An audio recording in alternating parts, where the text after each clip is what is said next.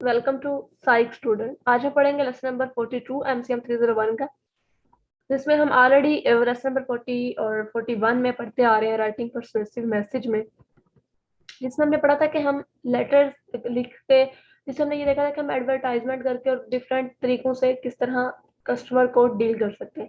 यहाँ हमने sales letter की बात की हुई है कि फॉर एग्जांपल एक सेलमैन है जो कि डिफरेंट जगह पे जाके अपनी प्रोडक्ट को एडवर्टाइज करता है। उसके लिए क्या चीज़ें ज़रूरी है, या इसमें ये उससे ज़्यादा बेहतर ये होगा कि ये है कि एक सेलमैन जो है वो एक सेल्स लेटर तैयार करता है, ठीक है। यहाँ पे और उसके लिए कुछ सजेस्ट प्लान बनाया गया है कि वो किस तरह सेल्स लेटर तैयार करके अपने सेल्स को एडवर्टाइज कर सकता है। उसमें ये चाहिए कि आप इस तरह लिखें, उसकी ओपनिंग इस तरह करें लेटर की कि वो रीडर्स की अटेंशन को अट्रैक्ट करे और रीडर के इंटरेस्ट को कैप्चर करे, और फिर उसका इंटरेस्ट जो है एक डिजायर बन जाए उस रीडर की कि जी वाकई उसे ये चीज लेनी है। और फिर लास्ट में वही एक्शन ओरिएंटेड क्लोजिंग होनी चाहिए इसकी। अच्छा जी, आगे हम पढ़ते हैं। सिंपल सा ही लेक्चर है, इतना मुश्किल नहीं है। कलेक्शन लेटर्स, कलेक्शन लेटर क्या होता है, किसमें उन्होंने बताया हुआ है। Collection letters are also considered persuasive because the inclusion of motivationally oriented material designing to get the reader to comply with your request. इसमें वो ये कह रहे हैं कि अगर फॉर एग्जांपल आपने जितने भी डिजाइन किए हैं, सारा कुछ किया, उससे रीडर आपका फिर भी इतना इंटरेस्टेड नहीं है आपके प्रोडक्ट में, तो वो कौन सी ऐसी चीजें हैं, या अगर कभी आपको मसला होता है सेलिंग करने में, तो वो कौन सी ऐसी एक्स्ट्रा मेजर्स हैं जिससे आप अपने मसले को हल कर सकते हैं और रीडर को अपनी तरफ मुतवज्जह कर सकते हैं। सबसे पहले अपील टू फेयर प्ले, ठीक है। आप मतलब कि एक कस्टमर से जो है वो फेयर प्ले अपील करते हैं। We have been fair with you by providing the quality of product and services that you have the right to receive, and now you need to be fair with us by paying your account in full. इसमें ये आता है collection letters में कि आप जिस तरह आपने सारा कुछ कर लिया, ठीक है, रिक्वेस्ट वगैरह कर ली, आपने कस्टमर को चीज सेल कर दी, और उसके बाद ये है कि आपने उससे पेमेंट कैसे रिसीव करनी है, ठीक है। सॉरी, मैंने पहले गलत बता दिया था आप लोगों को, ठीक है। आपने पेमेंट कैसे रिसीव करनी है, उसमें फिर ये रहता है कि आप उसे सबसे पहले तो एक फेयर प्ले अपील करते हैं।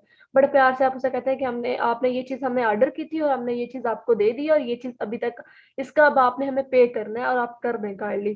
फिर आप आता है कि appeal to good credit reputation, अपनी रेपुटेशन को अच्छा बनाते हो। आप कहें कि आपकी बहुत अच्छी रेपुटेशन है हमारी ऑर्गेनाइजेशन में, और हम पहले भी आपको चीजें सेल कर चुके हैं, तो काइंडली आप अपनी जो है ना पेमेंट कर दें इससे पहले कि जो है हमारे दरमियान रिलेशनशिप खराब ना हो। Appeal to pride, appeal to pride में क्या आ जाता है कि आप अपनी ऑर्गेनाइजेशन का भी सारा कुछ करते हुए आप कहते हैं कि हमें हमने ये आपको प्रोडक्ट दी थी और इसकी ड्यू डेट जो है वो गुजर चुकी है, और आप हमें दे दें इस केस में, वरना आपको कोई भी ड्यू चार्जेस लग सकते हैं या ऐसा कुछ भी।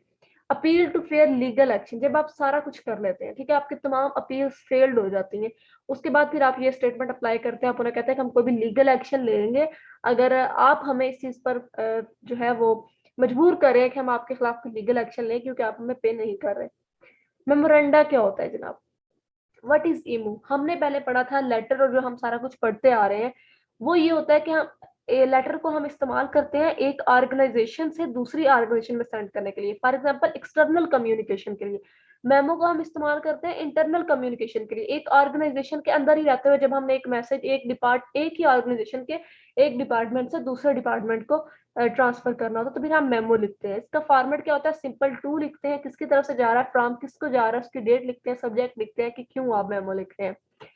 बेसिक पर्पस क्या होता है इसका, कि फॉर एग्जाम्पल आप कोई भी इंफॉर्मेशन देते हैं किसी दूसरे बंदे को, या कोई इंस्ट्रक्शंस दे रहे होते हैं, या कोई मैसेज कर दे रहे होते हैं, या कोई अनाउंसमेंट करते हैं आप अपनी ऑर्गेनाइजेशन में, तो आप मेमो लिखते हैं। इसका एडवांटेज क्या होता है कि आपको इंफॉर्मेशन को ट्रांसमिट करने का मसला हल हो गया इससे, ठीक है। अगर आपके ऑर्गेनाइजेशन में कोई पॉलिसी चेंज हुई है, किसी चीज की प्राइस इंक्रीज हुई है, अगर आप कोई मीटिंग कॉल करना चाह रहे हैं, या कोई भी प्रोडक्शन प्रोसीजर में करंट चेंजिंग्स आई है, तो आप मेमो लिख के इस इंफॉर्मेशन को दूसरों तक पहुंचा सकते हैं अपनी ऑर्गेनाइजेशन के अंदर ही।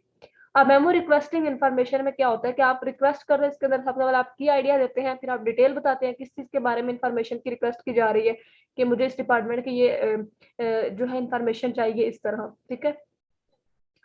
अच्छा जी, a memo giving instructions, a sample memo जो होती है उसका उन्होंने गिविंग इंस्ट्रक्शन दिया है कि आप किस तरह मेमो जो है वो दे सकते हैं, ये आप लोग पढ़ लीजिएगा।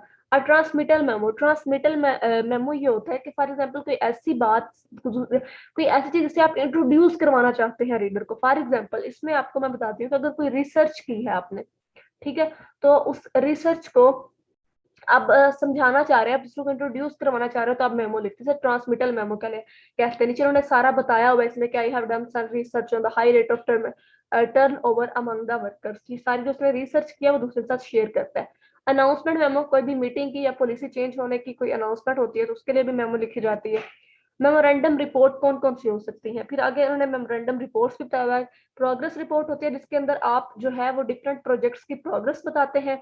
और उसके बाद फिर जो दूसरी है पीरियोडिक रिपोर्ट है जिसके अंदर आप सैलरी वगैरह और जितने भी सप्लाईज उनके और जो भी टेलीफोन के कॉल्स के बिल्स हैं उनका प्रिंट आउट निकलवा के वो सारा एक दूसरे के साथ शेयर करते हैं। जस्टिफिकेशन रिपोर्ट क्या होती है कि अगर कोई भी प्रोसीजर में कोई भी पॉलिसी में चेंजिंग्स आई हैं तो आप उसकी जस्टिफिकेशन देते हैं कि ये किस तरह आई और क्यों आई। ओके, तो नेक्स्ट है हमारे पास यहाँ लेटर रिपोर्ट लिखी हुई है कि इसमें लेटर में और लेटर रिपोर्ट्स में बेसिक सा डिफरेंस है। मतलब पहले हमने लेटर पढ़ा, ये लेटर रिपोर्ट है जिसके अंदर हम लिमिटेड अमाउंट ऑफ इंफॉर्मेशन जो है दूसरे के साथ शेयर करते हैं। और यहाँ से हमारा स्टार्ट हो रहा है लेसन नंबर 43। रिज्यूम क्या होता है? सीवी कहते हैं रिज्यूम को। सीवी आप सब ने नाम सुना होगा। जब भी हम कहीं जॉब के लिए अप्लाई करते हैं तो हमारी एक सीवी बनी होती है जो हम वहाँ देते हैं, जिसके अंदर हमारी तमाम किस्म की स्किल्स होती हैं, एक्सपीरियंस होता है, हमारी एजुकेशन होती है, वो हम सारा कुछ बयान करते हैं। आगे हम पढ़ेंगे कि सीवी किस तरह बनाते हैं। Adopt your resume to your audience, ठीक है। ऑडियंस के लिए जो हम मतलब जो रिज्यूम है उसको किस तरह अडॉप्ट करें, इसका हम ये है कि उसके हम क्वालिफिकेशन बता देते हैं और अपना पोटेंशियल बताते हैं। और जो भी हमारी अचीवमेंट्स हुई होती हैं वो हम लिखते हैं। आगे डिटेल से पढ़ते हैं इसके बारे में। राइटिंग यूर अज्यूम, यहाँ पे वो हमें बताएगा कि एक सक्सेसफुल रिज्यूम हम किस तरह लिखते हैं, जिसके अंदर हम बताते हैं कि हमारे जो है वो हम किस तरह के रिजल्ट्स दे सकते हैं, हम क्या क्या चीजें कर सकते हैं, कौन से जो है वो हम वर्क कैसा वर्क हम डन कर सकते हैं, हमारी प्रोग्रेस के साइंस अपनी के शो करते हैं। ठीक है, डिफरेंट चीजें होती हैं जो हम उन्हें बता सकते हैं। What do you have to offer, ठीक है। आपसे कोई भी ऑर्गेनाइजेशन पूछती है कि आप हमें क्या ऑफर करें, तो उसमें आप उन्हें बताते हैं कि आप किस तरह उनके लिए काम कर सकते हैं, आपकी क्या स्किल्स हैं, आपके क्या एक्सपेरिमेंट्स हैं, आपकी क्या एबिलिटीज हैं जिससे ऑर्गेनाइजेशन को फायदा हो सकता है।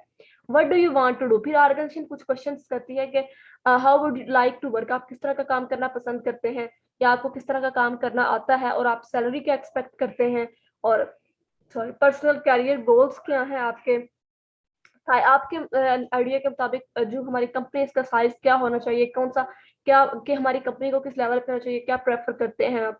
What type of operation is appealing to you, ठीक है। इसमें डिफरेंट किस्म की जो है ऑपरेशंस आ जाते हैं जिसमें सेलिंग साइकिल्स वगैरह। What location do you want, do you would you like, इसमें ये होता है कि एक ऑर्गेनाइजेशन होती है उसके जो ब्रांचेस होती हैं वो सिटी में डिफरेंट सिटीज में होती है, तो वो पूछ लेते हैं कि आप कहाँ पे इजीली आप जो है मैनेज कर सकते हैं आना जाना। What facilities do you aware, आप किस तरह की फैसिलिटीज हमसे एक्सपेक्ट करते हैं। फॉर एग्जाम्पल होता है ना, कहीं का मेडिकल फ्री होता है, कहीं का ट्रांसपोर्ट फ्री होता है, और किस तरह के कल्चर में आप कंफर्ट रह के काम कर सकते हैं। द वेल रिटन रिज्यूम में include a persuasively arrange summary of, आगे उन्होंने एक वेल रिटन रिज्यूम की समरी बताई जिसके अंदर उन्होंने कहा है कि नेम एंड एड्रेस बता दें, अपने क्वालिफिकेशन की समरी बता दें, एजुकेशन बता दें, कोई भी ट्रेनिंग की है, कोई भी वर्क एक्सपीरियंस आपकी है, जो स्किल्स हैं, जो अचीवमेंट्स हैं, जो आपका पर्सनल डाटा है, और आप रेफरेंस अपना दे दें। तो ये एक वेल जो है क्या कहा उन्होंने, एक सेकेंड, वेल रिटन रिज्यूम आप इस तरह लिख सकते हैं। तो ये हमारा लेक्चर नंबर 42 एंड 43 था, और मैंने आप लोगों के साथ कॉन्सेप्ट क्लियर किया। बहुत ही सिंपल सा कॉन्सेप्चुअल सा था, लेकिन फिर भी अगर आप लोगों को कुछ नहीं आता तो मेरे आप लोग कमेंट करें, मैं आप लोगों को जरूर रिप्लाई करूंगी। मिलते हैं इंशाल्लाह नेक्स्ट लेक्चर में। अपना ख्याल रखिए।